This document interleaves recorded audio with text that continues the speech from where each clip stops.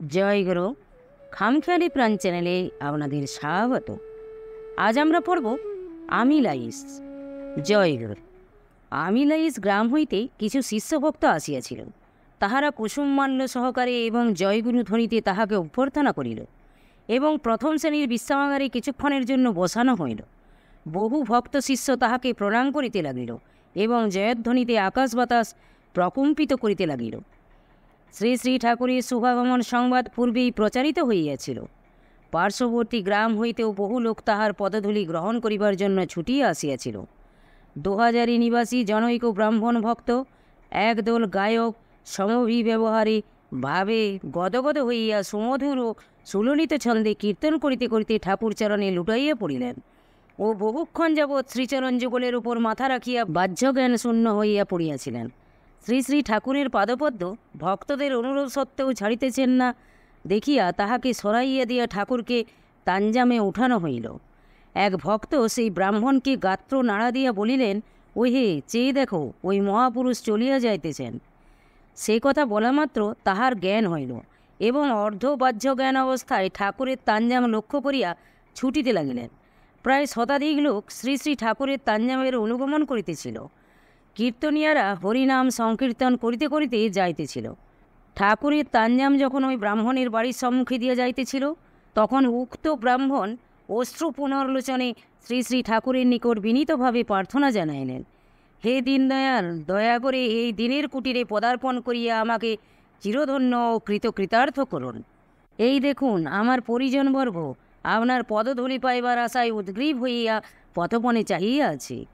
এদিকে সন্ধ্যা উত্তীর্ণ প্রায়। আমিলাইস যাইতে নদীবক্ষে নৌকাযোগে আরও 3-4 মাইল লাগিবে। সুতরাং ইহা ভাবিয়া সহগামী ভক্তগণ বাধা দিলেন। ব্রাহ্মণ অধিকতর ব্যাকুল হইয়া ঠাকুরচরণে ঐকান্তিক বাসনা নিবেদন করিতে লাগিলেন। ভগবান চিরকালই ভক্তের কামনা পূর্ণ করেন। করুণাময়ী দয়াল ঠাকুরও ভক্ত ব্রাহ্মণের বাঞ্ছা পূর্ণ করিতে সম্মত হইলেন।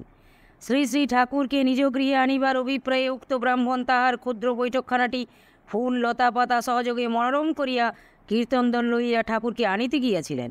এমনকি ধূপ দীপ চামর শঙ্খ পুষ্প এবং মাল্য ইত্যাদি সংগ্রহ করিয়াছিলেন পূজারতি করিবার ইচ্ছায়। ঠাকুরের তাঞ্জাম দেখামাত্র গৃহস্থ নারীগণ শঙ্খ ও উলুধ্বনি দিতে লাগিল। শ্রী শ্রী ঠাকুর তাঞ্জাম হইতে অবতরণ করিয়া সুসজ্জিত আসনে উপবেশন করিলেন।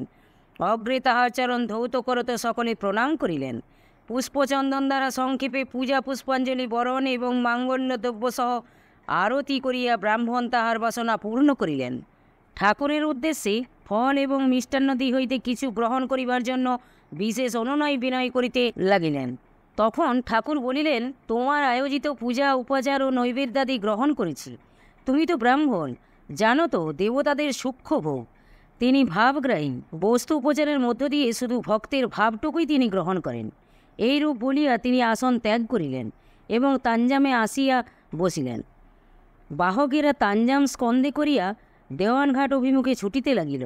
দেওয়ানঘাটের নিকটবর্তী শঙ্খ নদীর ঘাটে জয়গুরু পতাকাধারী 4খানি নৌকা ঠাকুরের আগমন প্রতীক্ষায় দণ্ডায়মান ছিল। তাঞ্জাম হইতে ঠাকুরকে অবতরণ করাইয়া তাহার জন্য বিশেষ রূপে সজ্জিত নৌকায় তাহাকে আরোহণ করানো হইল। সেই নৌকায় সেবক ভুবনানন্দ ব্রহ্মচারী ও প্রজ্ঞানন্দ মহারাজকে উঠানো হইল। অন্য 3খানি নৌকায় সমাগত ভক্তগণ ও কীর্তনিয়া দল কীর্তন এবং জয়গুরু ধ্বনি করিতে করিতে পার্শ্বে ও পশ্চাতে গমন করিতে লাগিল। ব্রাহ্মণ ও তাহার সঙ্গী দল এই ঘাট হইতে বিদায় গ্রহণ করিল। শঙ্খ নদীর বক্ষের ওপর দিয়া 4টি নৌকা সুসজ্জিতভাবে হেলিতে দুলিতে যাইতেছিল। কিছু দূর অগ্রসর হইবার পর আমিলাইস হইতে আগত আরও 2খানি নৌকা মিলিত হইল এবং ঠাকুরের নৌকা 2 পার্শ্বে আসিয়া সংযুক্ত হইল। তাহাতে আগত ভক্তগণ তীরের নৌকায় যাইয়া প্রণাম করিল। তাহার পর এই 6টি নৌকা শঙ্খ বক্ষ বিদীর্ণ করিয়া অগ্রসর হইতে লাগিল। নদ তীরবর্তী বহু গ্রামবাসী তীরে আসিয়া দাঁড়াইয়াছিল। কাতারে কাতারে নরনারী ডালা ও কুলার মধ্যে বাতি জ্বালাইয়া তীর হইতে বরণ করিতেছিল। কৈয় পুষ্পাদি নিক্ষেপ সম্বর্ধনা জ্ঞাপন করাইতেছিল। সেই 6খানি নৌকাতেই মশাল জ্বালানো হইয়াছিল। প্রদীপ মোমবাতি এবং মশালের আলো জ্বলে প্রতিবিম্বিত হইয়া এক অপরূপ শোভা ধারণ করিয়াছিল। সন্ধ্যা 7:30টায় নৌকা আমিলাইস খালের মোহানায় আসিয়া উপস্থিত হইল। খালটি ক্ষুদ্র ও অপরিসর, সুতরাং একটি করিয়া নৌকা প্রবেশ করিতে পারে। প্রথমে কীর্তনিয়াদের নৌকা, তারপর ঠাকুরের নৌকা এবং পরে অন্যান্য নৌকাগুলি খালের ভিতর প্রবেশ করিল। এইভাবে সমস্ত নৌকাগুলি শ্রীযুক্ত প্রসন্ন কুমার দাসের বাড়ি যাইবার ঘাটে উপস্থিত হইল। খালের ওপর পার্শ্বস্থিত নলুয়া গ্রাম হইতে প্রায় সহস্রাধিক নরনারী শ্রী শ্রী ঠাকুরের দর্শন কামনায় দাঁড়াইয়া আছে। তাহার দর্শন মাত্র উলু ও জয়ধ্বনিতে দিগদেশ মুখরিত করিয়া সম্বর্ধনা জানাইল। অপরদিকে আমিলাইস গ্রামের প্রায় 2 সহস্রাধিক নরনারী মুহুর্মুহু উলুধ্বনি ও শঙ্খধ্বনিতে আকাশ বাতাস বিদীর্ণ করিয়া ফেলিতেছিল। নৌকা হইতে শ্রী শ্রী ঠাকুর অবতরণ করিয়া তাঞ্জামে আরোহণ করিলেন। বাহকেরা তাঞ্জাম স্কন্ধে লইয়া যাত্রা করিল। যে রাস্তা দিয়া ঠাকুর যাইবেন সেই দীর্ঘ রাস্তা সুশোভনভাবে সজ্জিত হইয়াছিল। পথের 2 ধারেই কদলী বৃক্ষ রোপণ করিয়া তাহার পাদদেশে একটি করিয়া সজ্জিত মঙ্গলঘট বসানো ছিল। মঙ্গলঘটের ওপরে প্রদীপের মালা জ্বালাইয়া রাস্তা আলোকিত করা হইয়াছিল। স্থানে স্থানে মশালও জ্বলিতেছিল। রাস্তার স্থানে স্থানে পর্ণকুটির করিয়া ঠাকুরের প্রতিকৃতি স্থাপন পূর্বক দীপমালা সহযোগে সুসজ্জিত করা হইয়াছিল। শ্রী শ্রী ঠাকুরের তাঞ্জামুক্ত দিব্যশোভা ও সুষমামণ্ডিত পথ দিয়া ক্রমে প্রসন্ন কুমার দাসের বাড়িতে আসিয়া উপনীত হইল। অনুগামী জনসমুদ্র জয়ধ্বনিতে প্রসন্ন কুমার দাসের বাড়ি মুখরিত করিয়া তুলিল। শঙ্খ উলু ও জয়ধ্বনিতে সকলে আনন্দ প্রকাশ করিতে লাগিল।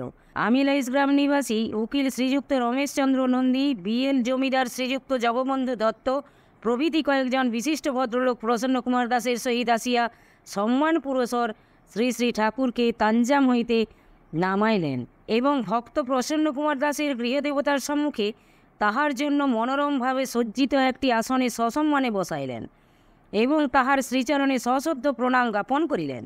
ইহার পর সমবেত জনমণ্ডলী একে একে তাহার চরণে শ্রদ্ধাঞ্জলি জ্ঞাপন করিলেন।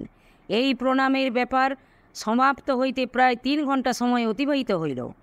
স্টিমার, রেলগাড়ি, তাঞ্জাম ও নৌকাযোগে দীর্ঘপথ আসার ফলে ঠাকুরকে অতিশয় শ্রান্ত ক্লান্ত দেখাইতেছিল।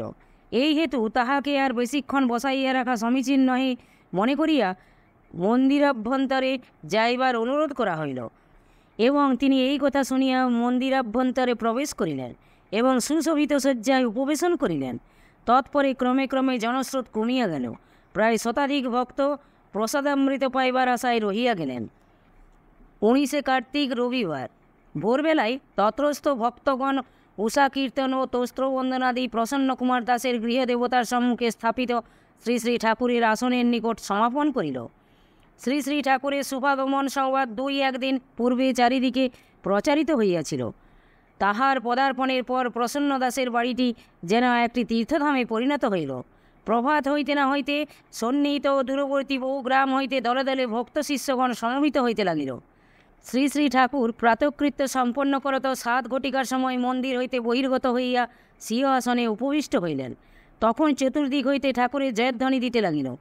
অতঃপর সকলে প্রণামের পালা সমাপ্ত করিয়া নিজ নিজ জীবন সার্থক করিলেন। এরপর আমিলাইস পল্লী সমিতি শ্রী শ্রী ঠাকুর মহারাজকে অভিনন্দন জ্ঞাপন করিয়া একটি অভিনন্দন পত্র দিলেন।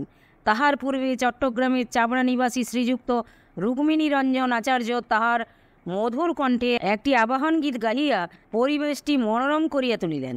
তাহার পর পল্লী সমিতির সভার কাজ আরম্ভ হইল। 4টি বালক সুমধুর কণ্ঠে সময় উপযোগী বরণ সঙ্গীত গাহিতে গাহিতে শ্রী শ্রী ঠাকুর মহারাজের গলায় 4টি সুবাসিত সুন্দর মালা পরাইয়া দিল। উকিল শ্রীযুক্ত রমেশচন্দ্র নন্দী মহাশয় পল্লী সমিতির পক্ষ হইতে রচিত একখানি অভিনন্দনপত্র সভায় পাঠ করিয়া শ্রী শ্রী ঠাকুর মহারাজের করকমলে অর্পণ করিলেন। জয় গুরু, জয় গুরু। আজ এই পর্যন্তই। যদি আপনাদের ভালো লেগে থাকে তাহলে চ্যানেলটিকে সাবস্ক্রাইব করে সাথে থাকবেন। জয় গুরু, জয় গুরু।